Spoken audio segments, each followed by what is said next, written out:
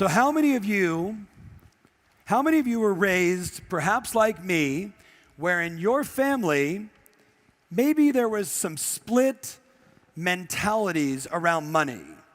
How many of you know what I'm talking about?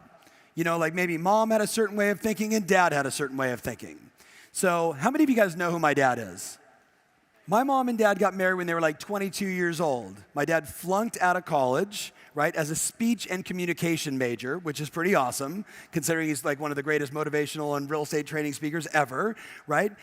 And his mindset, because his mentor, this is what his mentor said to him. You want to make a lot of money? Go buy a Rolls Royce, go get a big fancy watch, and go get a really expensive car and a really expensive house, and you will be motivated like crazy, and you will go do whatever it takes to be successful. And guess what my dad did?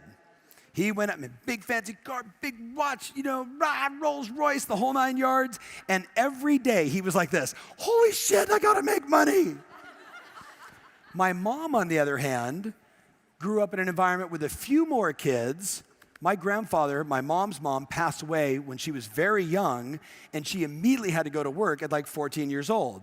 By the time she was 16, she was working at Disneyland as a Mouseketeer, Orange County, California, and she's doing great, but all of her money went back into the family. So she would work only to basically have no, for herself, benefit from it. So in her mind, every cookie in the cookie jar mattered. You should be very mindful with every single dollar. Imagine growing up in that house. This one is like, it's not how much money, you just need to make sure there's at least one cookie in the cookie jar, and we can divide it up 6 ways. And my dad's like, we should start a cookie factory and finance the entire thing. Well, no surprise, that relationship did not last long, right? My dad actually ended up marrying somebody who was ridiculously financially savvy, and I think she's somewhere inside the room. Pua, are you inside the room? My other mom, somewhere inside her, maybe are running around the room. The bottom line was this. I grew up with a completely messed up psychology when it came to money. And it wasn't until in my mid-20s when I met one of my mentors who he showed me something which I'm going to show you. The bottom line is this, guys. Money is a tool. Nothing more, nothing less. Say that out loud. Nothing more, nothing less. Listen, if you're a jerk, money makes you more of a jerk. If you are Mother Teresa, money makes you more of Mother Teresa. It is just a tool. But this is what I know. How many of you know someone that doesn't have enough money? I don't know about you guys. I don't want to be that person. And not that I feel bad for them or less for them. All I think to myself is, that person was never taught what I'm about to teach you.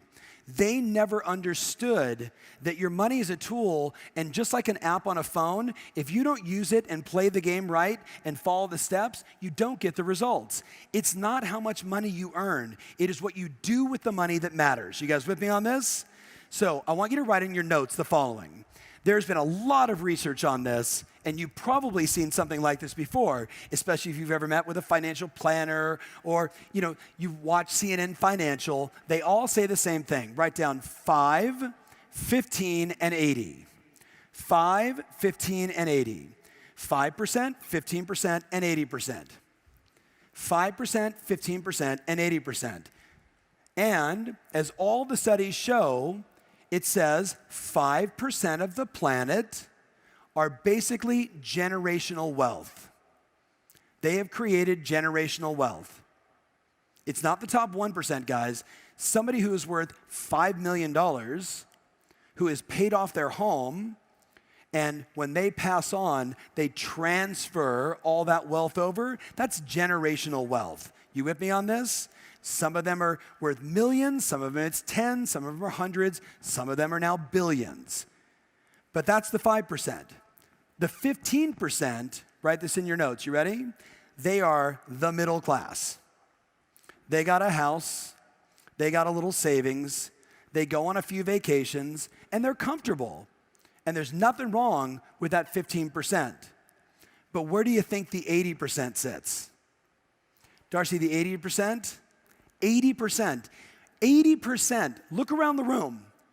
Potentially 80% of this room, I don't think so, but potentially with the numbers, 80% of this room, when they are older, either A, have to work to make money, or B, are dependent upon the government or their family to subsidize their lifestyle. 80%. 80%. 80%.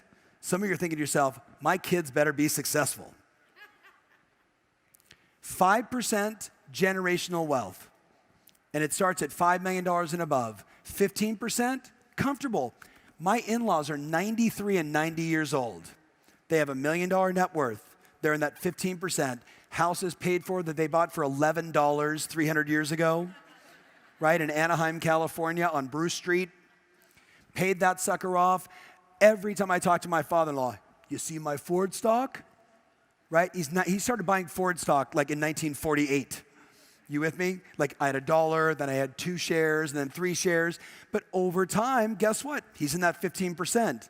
How many of you know someone right now, though, that based upon their money behaviors and their money psychology, they're clearly going to end up in the 80%? Don't point at them if they're in this room, and don't make them wrong, but I'd like you to consider maybe they just never heard what I'm about to share with you.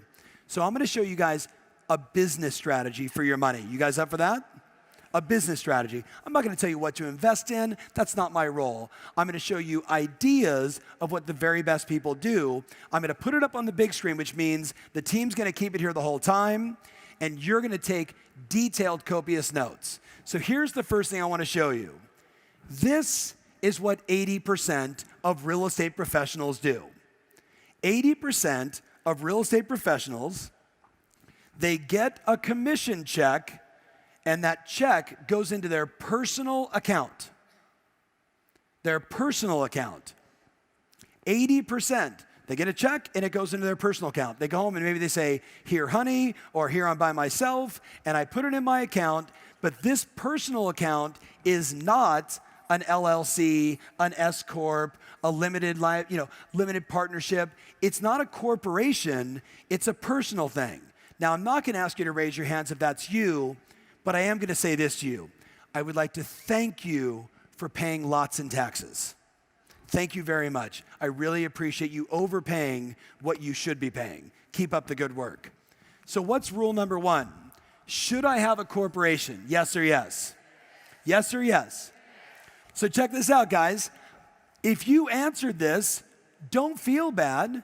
I will teach this stuff at conferences, and I'm blown away by 10 people in the room, 10,000 people in the room, the number of people that go, yeah, I thought about doing that, but I don't know, which one do I pick? I'm no expert. Here's what you do. You call your accountant and say, I think I need to get incorporated. Which do you recommend based upon where I live, what country, what state, etc. But rule number 1 is no one leaves this conference in 30 days if you are not incorporated and you don't own your business, and now your checks come to blankety blank LLC, not you personally, because now you get all the tax advantages. Yes or no, guys? But I got to tell you, this is what the 80% does, and this is clearly bad. Let me show you what the 15% do. I want you to draw this out. I want you to imagine a world where, and by the way, did you guys notice the subtle little difference? This one says check. This one says checks. Because people that get checks understand the following.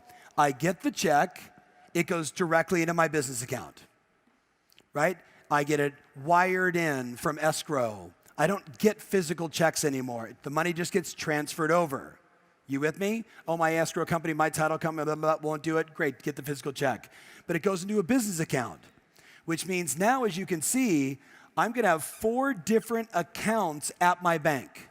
4 different accounts at my bank. I'm going to have my business account. I'm going to have my tax account, 3 accounts. Tax account, business account, and my home account, my personal account. Here's the reality, my friends. If I can encourage and inspire, every single one of you to just do that and then follow the rule. You ready? Write this in your notes. Above the tax account, I want you to write down, let's do an imaginary check, and I want you to show you how much money goes where. So at the top, let's say that's a $10,000 check, just for easy numbers. $10,000 check. So all of a sudden, $10,000 hits my business account, and the first thing that happens is instantaneously 3,300 of the 10,000 goes directly into my tax account.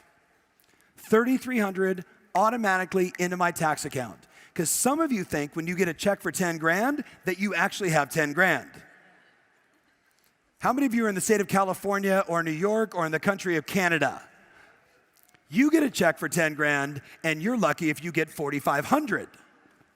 That's the real deal. Now, you're an entrepreneur, you own your own business, you're gonna start taking better write-offs, you're gonna pay more attention to your accountant, you're probably gonna have your Uncle Larry, who's done your taxes forever, stop and actually hire a CPA who's gonna pay attention, but $3,300 automatically goes there.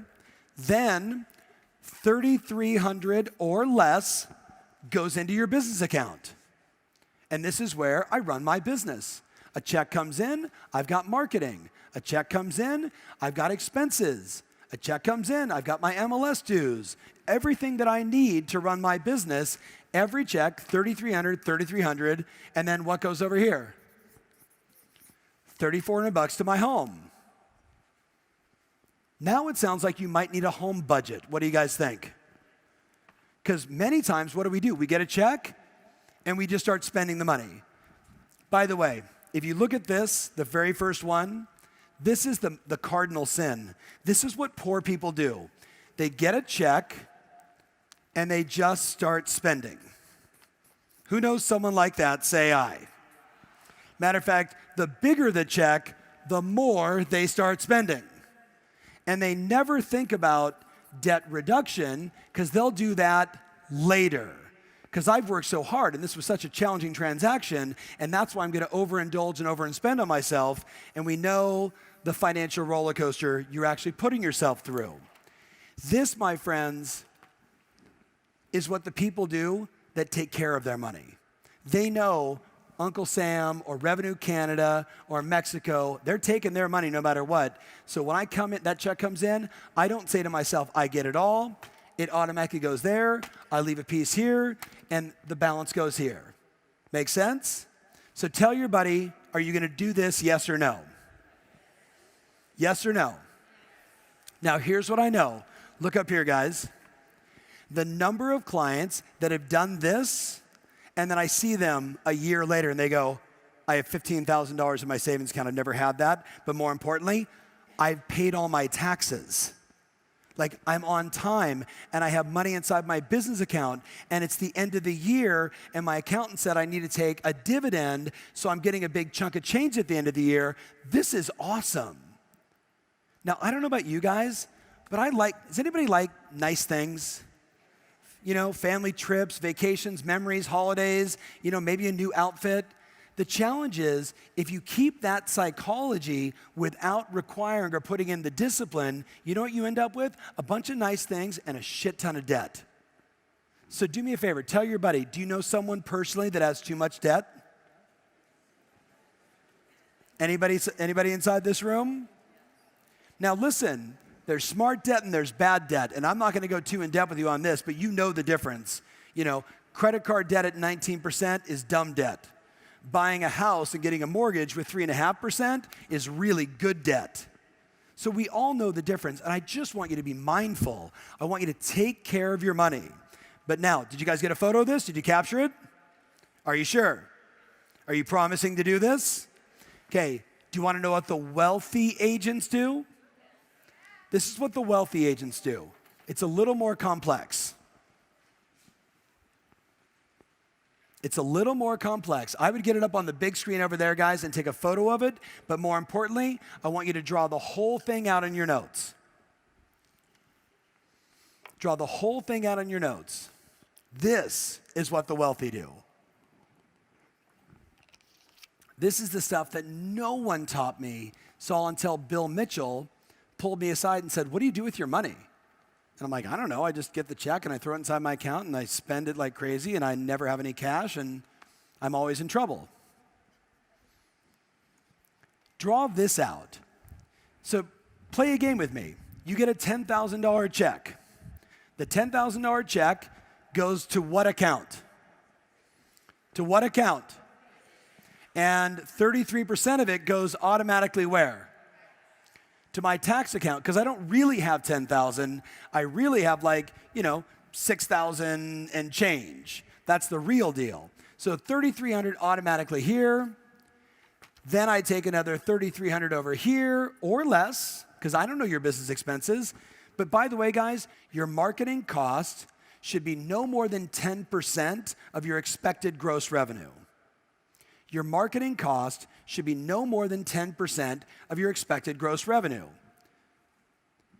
So a percentage of that 3,300 is going to go for your direct mail and your marketing and your email and your Zillow leads and your Facebook ads and the prints and the brochures and everything else. But no more than 10%. No more than 10%. Got it? Because you're incorporated now, your car and a piece of your house and all kinds of other things get written off into or from this account, so we like that. But you might also have inside there, ready guys? A virtual assistant, an assistant. Well, where is that person going to be paid from? You got a check for 10 grand. You didn't actually get 10 grand. You got 6,700. 3,300 goes inside here. Now I can pay my assistant. It starts to work like clockwork. You with me? But you can see this is where it gets interesting. Some people call this other account your investment account. I like to think of it as my financial hub. It's where the money comes in and then it gets divided again. Now, I'm not a financial planner, nor do I, would even attempt to be, but I'm giving you just an example of what that extra $3,400 could go towards. So maybe you need, because you do 2 deals a month, you're like, I need $4,000 a month to come into the home expenses, so I'm going to take, $2,000 of my 3,300 or the 3,400. Where does the rest go? Do you have a retirement account? Do you put money in the stock market or in bonds or whatever you believe in, 401k?